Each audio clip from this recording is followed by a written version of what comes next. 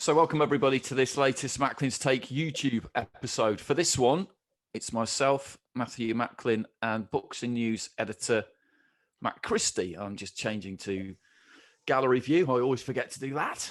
It sure as night follows day at the start of these.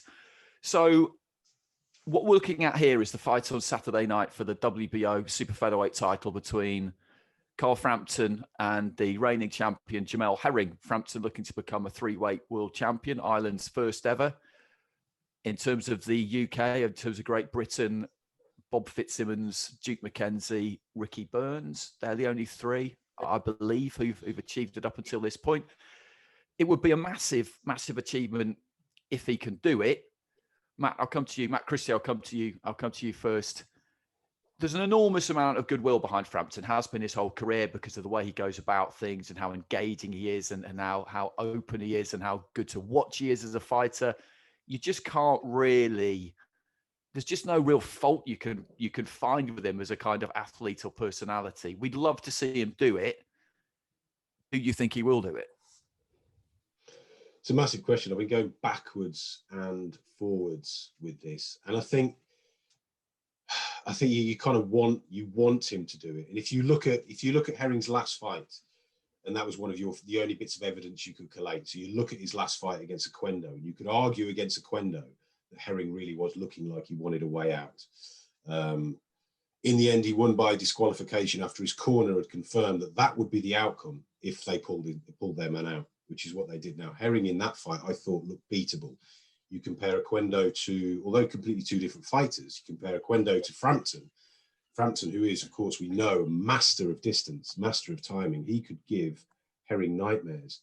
My concern, I think, is the fact that Frampton, as much as I respect Carl Frampton, I think at 34 years old, I think we have to go back to him beating Nonito Donaire, which I think, was that 4 years ago? Or was that 3 years ago?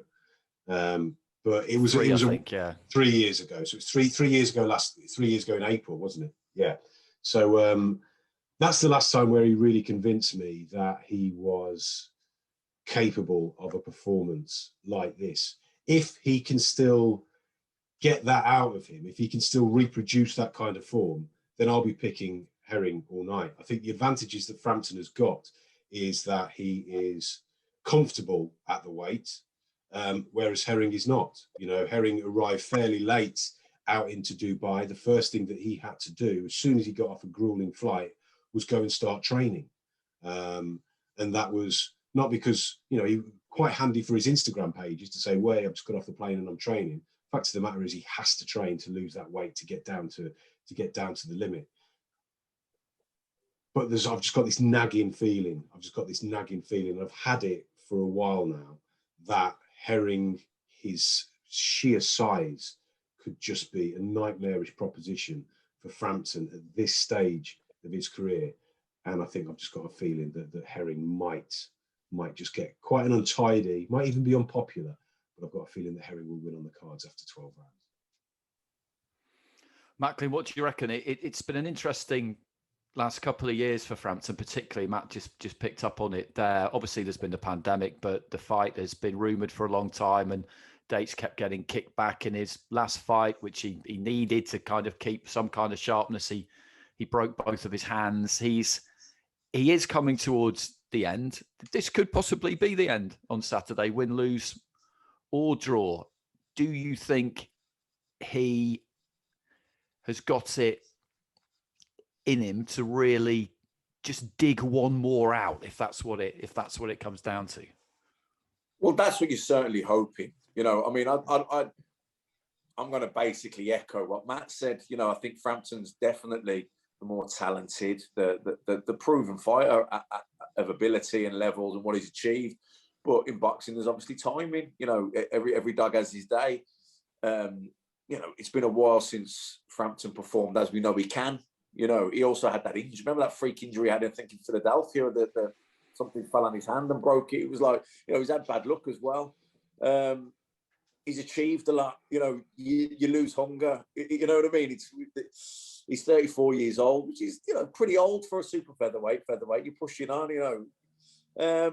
Look, he's got the physical. He's smaller as well. look, he's the better fighter. There's no doubt he's more talented, no doubt at all. I'm just not sure of the timing is going to work in his favour. You know, maybe he's got one more in him. We'll see. I don't know. Well, we're looking forward to that one. Very much looking forward to that one. It would be an enormous achievement if he can manage to do it. As I said, those names who have achieved that 3-weight world champion status, they're few and far between, and there's a reason for that, because it's just an extremely difficult thing to do. You think about the win away against Santa Cruz. That was a massive win. He unified at a super bantamweight, and just the way he's carried himself, I think he's got an awful lot of fans, Carl Frampton. So best of luck to him.